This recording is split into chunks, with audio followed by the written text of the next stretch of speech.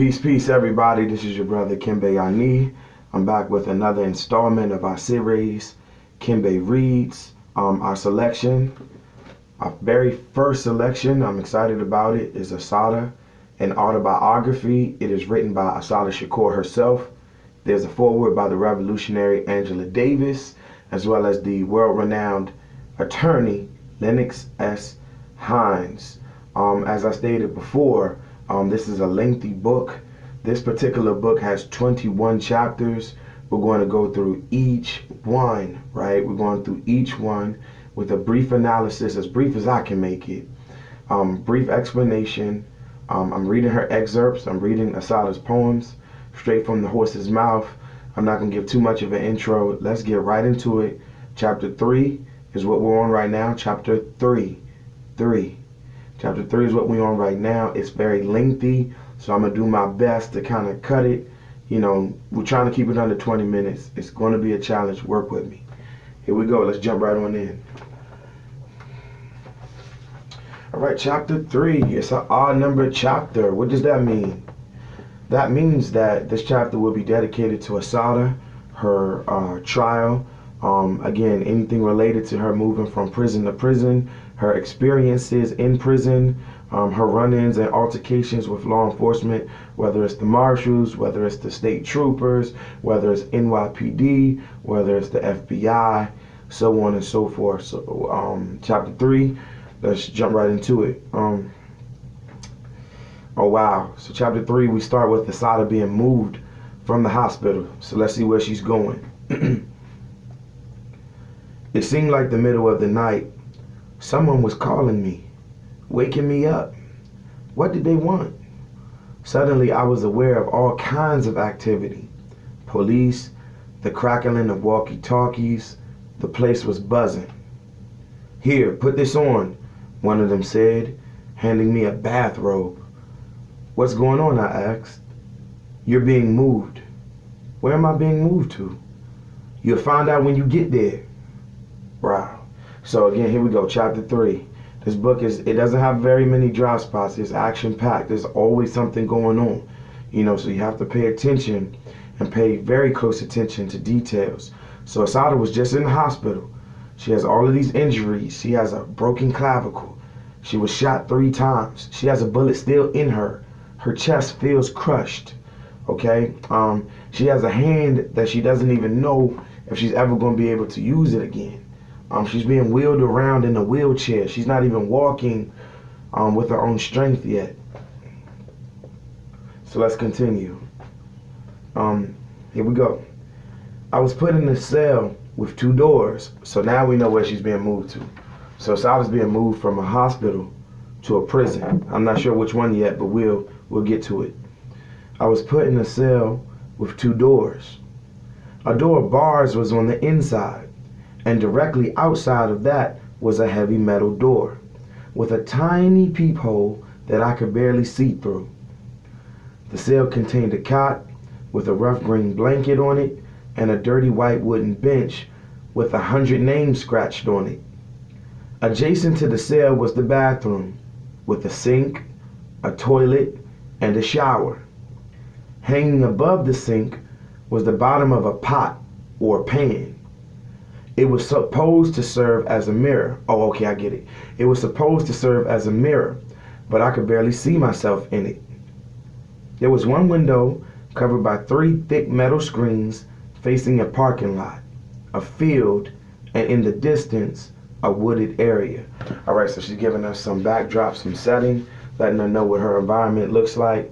She's been abruptly moved or uprooted from her hospital. And which I mentioned in the previous video or segment, there's no way possible that Assata could have received the necessary medical attention that she deserves. There's no way, you know what I'm saying? I'm just looking at the time constraint. There's no way she could have been treated for all of her ailments. She's not in a good physical condition. She's not in good shape. Like I said, she has a hand that she doesn't even know if she can move again. She got shot 3 times, bang, bang, bang, right? One of the bullets is still inside of her. I don't know where, but she has a bullet in her body still, right? She has a broken clavicle. Now, what I know about the body, I'm not an expert, but that's somewhere right here. That's like upper back, shoulders, chest. It's broken. That's excruciating pain. This woman is phenomenally strong. A broken clavicle. Sheesh. Not to exaggerate. I'm sorry. I got carried away. We're gonna move on to. I'm gonna move all the way up to page 49 because I can't. There's no way possible I can read you this chapter. This chapter has over 30 pages, so we're gonna try to take out what's important. Okay, here we go. This is Assata speaking. I spent my first month at Middlesex County Workhouse writing. Evelyn had brought me some newspaper clippings, and it was obvious that the press was trying to railroad me, to make me seem like a monster. According to them, I was a common criminal, just going around shooting down cops for the hell of it. I had to make a statement. I had to talk to my people and let them know what I was about.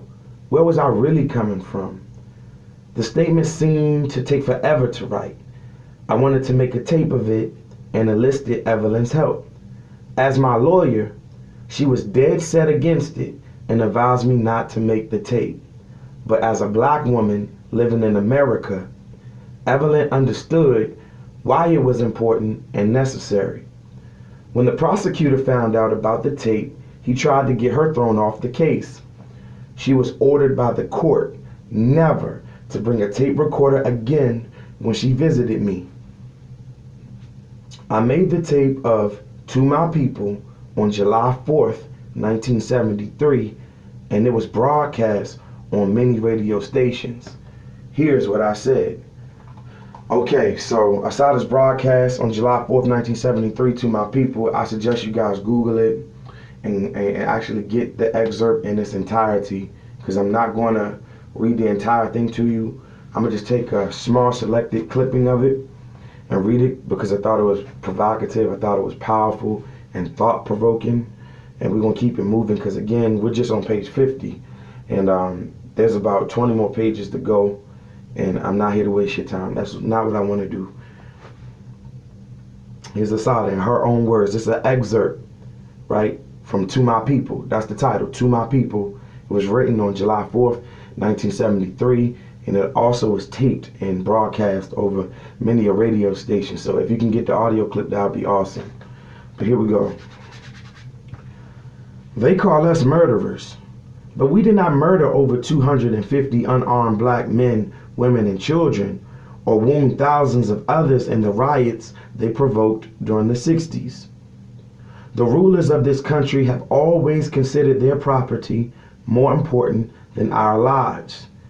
They call us murderers, but we were not responsible for the 28 brother inmates and 9 hostages murdered at Attica. They call us murderers, but we did not murder and wound over 30 unarmed black students at Jackson State or Southern State either. They call us murderers, but we did not murder Martin Luther King Jr., Emmett Till, Medgar Evers, Malcolm X, George Jackson, Nat Turner, James Chaney, and countless others. We did not murder by shooting in the back 16-year-old Rita Lloyd, 11-year-old Ricky Bowden, or 10-year-old Clifford Glover. They call us murderers. But we did not control or enforce a system of racism and oppression that systematically murders black and third world people. Although black people supposedly comprise about 15% of the total American population, at least 60% of the total at least 60% of murder victims are black. So I'm gonna read that again because I botched that up. Although black people supposedly comprise about 15% of the total American population, at least 60% of murder victims are black. For every pig that is killed in the so-called line of duty, there are at least 50 black people murdered by the police. Black life expectancy is so much lower than white, and they do their best to kill us before we are even born. We are burned alive in fire-trapped tenements. Our brothers and sisters OD daily from heroin and methadone. Our babies die from lead poisoning. Millions of black people have died as a result of indecent medical care. This is murder, but they have got the gall to call us murderers. So again, it continues on for quite a while. That's just what I pulled from it. I implore you, I recommend to you, I suggest to you, I'm begging you to read this in its entirety, or at least get the audio clipping, because at least from what I have highlighted, and I got more highlighted than not highlighted, it's pretty powerful. It's pretty thought-provoking, to say the least. It makes you think, you know. Use that tool between your two shoulders. Shout out to Goody Mob. Love Goody Mob. The good die mostly over bullshit. All right, back to Assata. Now, Assata is describing her initial challenges with being locked in the cell. In her own words. Here we go. I was going crazy in that little cell. The only time they let me out was for visits and to see the so-called doctor. I have always been an active and restless person, and being locked up in that little cage all day drove me wild. I needed to stretch my legs. I started to run around the cell. I would run in this tiny circle until I was exhausted.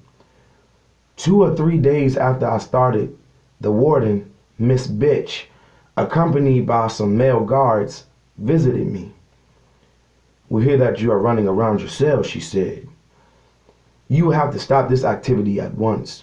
What? Why? Because you are disturbing the people downstairs. What people? There is an office underneath you and you are disturbing the workers. Are you crazy? They'll just have to be disturbed. I don't run for that long anyhow. If you let me go out into the yard to exercise with the other women, I'll stop running around my cell. I order you to stop running around your room. I don't remember joining your army, I said. When I join your army, then you can order me around. She left in a huff, and I kept on running. So as you can see, Assata Shakur, she's not one for the games. She's militant. She's going to resist, especially when she feels like she's being discriminated against. That's ridiculous. So she can't run around herself.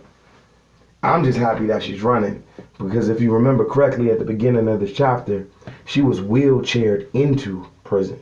So the good news is she's out of the wheelchair, and she's being proactive with her physical regimen, trying to get back to some semblance of good health. You know, it's going to be an uphill battle. It's going to be an uphill journey. You know, she's dealing with a lot physically. And then the warden comes in, tells her she can't run. But also, if you pay attention, she's obviously being restricted from spending time with the other women, whether they think she's too revolutionary.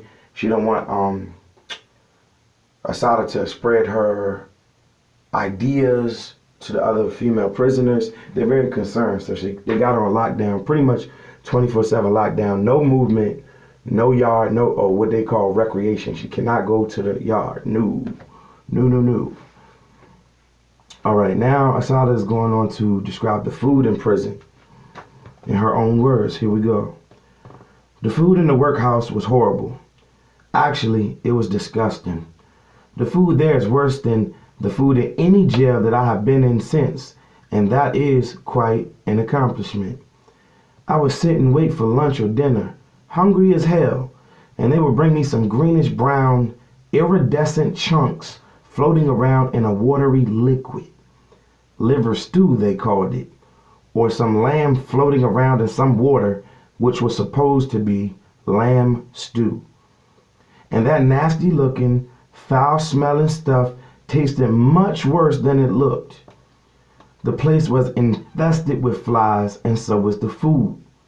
The only thing edible was eggs, when they had them, and mashed potatoes.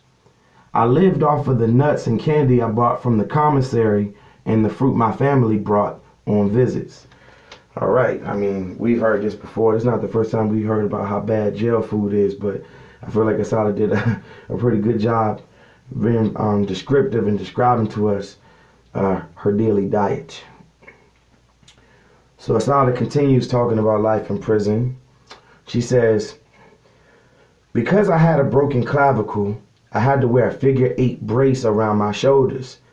It was made of foam and cotton with a tiny belt buckle fastener in the back about a half an inch wide.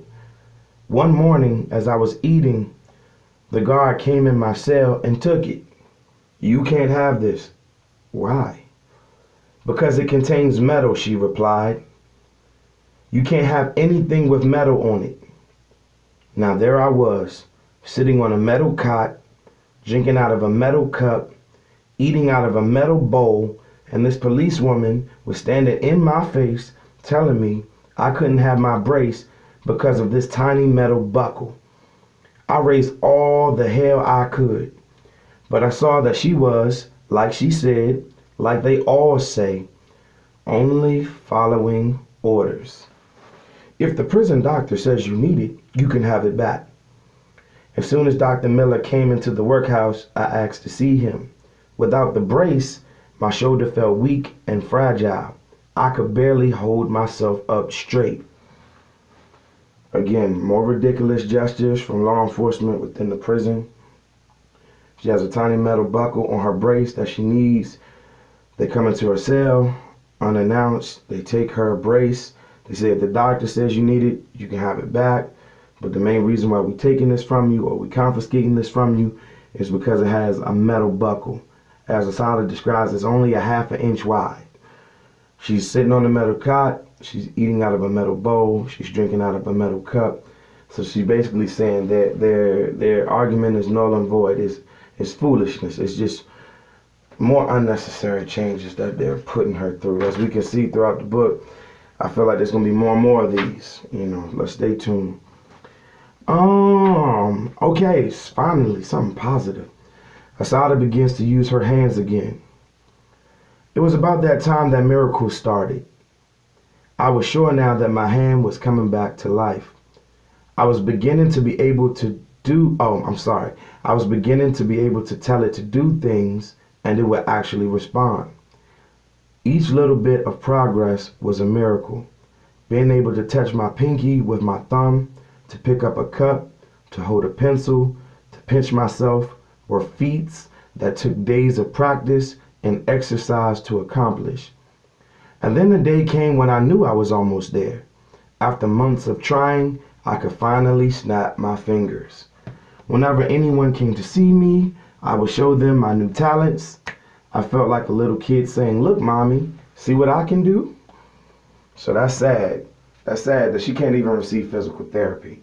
So because she's so determined, because she doesn't just roll over and bend over when she's told to, she's been able to exercise by herself and she's beginning to get the feeling back in her hand.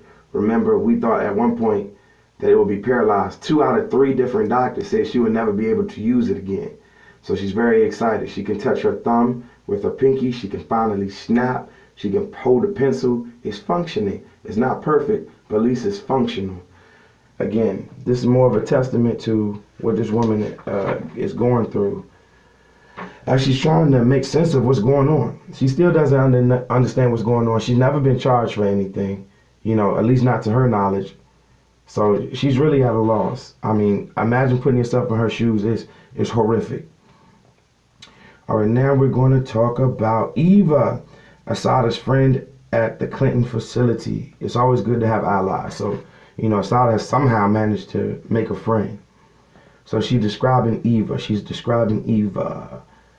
Assata says, Eva was a huge sister. She weighed about 300 pounds. She had a very dark skin, and her hair was cut short next to her scalp. People who have accepted white European standards of beauty would find her unattractive.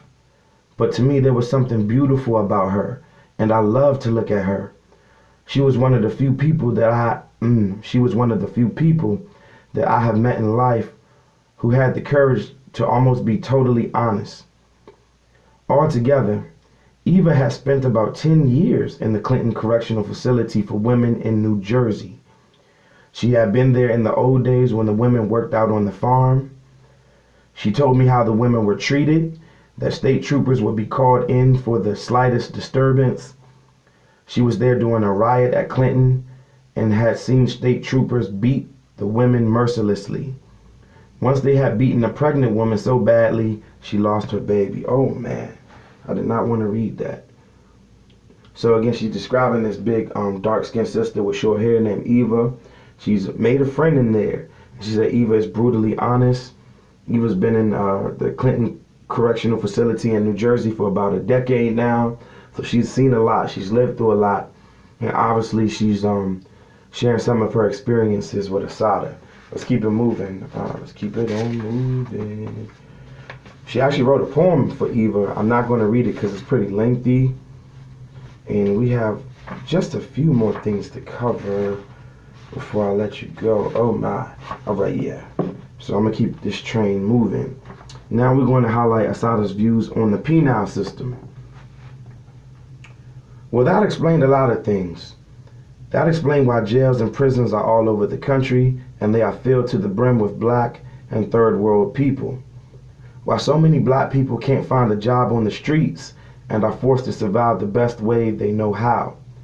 Once you're in prison, there are plenty of jobs, and if you don't want to work, they beat you up and throw you in the hole.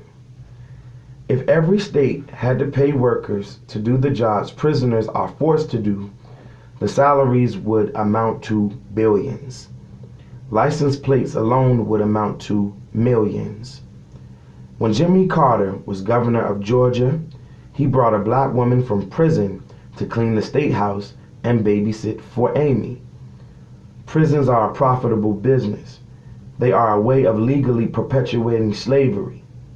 In every state, more and more prisons are being built, and even more are on the drawing board. Who are they for? They certainly aren't planning to put white people in them. Prisons are part of this government's genocidal war against black and third world people. So I'm going to move on because this is the main portion of chapter 3 towards the end. It says, on July 19th, 1973, I was taken to New York to be arraigned on a Queens bank robbery indictment in Brooklyn federal court. The trip was like a surrealistic cartoon. The trip was like a surrealistic cartoon. There must have been at least 12 cars in the procession, and a New Jersey State Trooper's car was stationed at every exit on the turnpike. All the cars had lights on and sirens going. A helicopter trailed us, and the pigs in the car I was in were comical. At every point they said something like, at least we got to the turnpike, at least we got to the bridge, at least we got to New York, at least we made it to the court. Very dramatic, by the way. All right, we're not going to hold you. We can keep it going because there's 3 more, then we're done. 3 more. Here's the first one. This is Assata. She's describing, her trial. Then the trial started. First motions were argued. Practically all of our motions were denied. All the prosecutions were granted. The jury selection began before Judge John E. Bachman. When they brought in the first jury panel, I thought I was going to have a heart attack. There were only a few blacks speckled here and there, and the panel looked more like a lynch mob than a jury. Most of the jurors openly glared at us, as if they would kill us if they could. Half said that they thought we were guilty. The other half, although they didn't say it right out, answered questions like they believed more or less that we probably were guilty. I was convinced some of them deliberately lied just to get on the jury and convict us. Most of the few black people excused themselves on the grounds of hardship. They had children, families, jobs, and simply could not afford to be on a lengthy jury trial. If ever there was a case of the blues, I had it. All right, 2 more, because this is dragging on for a little while. I don't like to rush, but I feel like I'm doing a good job of covering what I need to cover. All right, cool. There's 2 left. Here we go. As we came closer and closer to completing the selection of the jury, I became more and more upset. Then one day, a kid who couldn't have been more than 20 was being examined as a potential juror. He spilled the beans. The judge asked him if he had an opinion of the case, and he said, "They say she's guilty." The judge questioned him further, and he blurted it all out. The prospective jurors in the jury room were talking about the case, although they had been ordered not to discuss it. The judge asked what they were saying. What are they saying? They're saying that she's guilty. Only Mrs. Chesimard, the judge asked. They're saying they're black, they're guilty. At that moment, the lawyers were all on their feet, talking a mile a minute. They demanded a complete investigation of what was going on in the jury room. They wanted the juror to ask more questions. They wanted the jurors to whom he talked question. Evelyn told me the decision. The assignment judge had determined that it was in fact true that we couldn't get a fair trial in Middlesex County. The jury was to be picked from Morris County. Where's that? I asked Evelyn. She said she hadn't the faintest idea. Then Ray Brown walked in. Where in the world is Morris County? I asked him. Well, he said, I'll tell you. Morris County was almost completely white, with very few black people and even fewer Hispanics and Asians. What does that mean? Are there 10% black people, 5%, or what? A whole lot fewer. A jury of your peers, Evelyn said bitterly. What can we do? I asked. We'll just have to wait and see. Can we get the trial moved somewhere else where there are more black people? We can try, but don't get your hopes up too high. So this concludes chapter 3. Like I said, every odd number chapter is dedicated to Assata's trial, her movement through various prisons and correctional facilities. It's a lot of lawyer talk, it's a lot of trial talk. It's not as interesting as the even numbered chapters to some people, because the even numbered chapters are dedicated to her upbringing, her childhood, how she was raised, where she was raised, where she was schooled, what university she attended, things of that nature. People tend to want more of those details than like the jargon from the courtroom. But it's important because she's not just on trial for one trial. She's on multiple trials at the same time. I like the terminology she used. It's clear. It's clear. Any unbiased opinion, it's clear to see that she's being railroaded. I mean, she was just admitted to the hospital. They wanted her to die. She didn't. She managed to survive. She's handcuffed to the bed. She didn't receive adequate medical treatment, right? She never received physical therapy. She's doing it on her own, So she's in a cell. She has restricted movement. She's not allowed to really associate and conversate with the other prisoners or the other inmates for fear of what? Nah, they didn't really say. I think they're afraid of her intelligence, her mind, her revolutionary rhetoric, and they don't want that spreading throughout her. They don't want that spreading throughout the facility. Like you said, Clinton has a history of having riots already. So they're already paranoid and they're hypersensitive to that. This has been chapter 3 of Assata, an autobiography written by Assata Shakur herself, with a foreword from the revolutionary Angela Davis and world-renowned attorney Lennox S. Hines. Hopefully my goal is to recommend this book to you. Hopefully you eventually buy this text, buy the book, and support this woman, and recognize her significance and her contribution to freedom struggles here in America as well as the world over. This is your brother Kimbe. This has been another installment of Kimbe Reads. Keep your mind open. I appreciate you spending time with me. One love. I'm out, and I'm going to get some rest. I'm out. Love y'all. I'm out.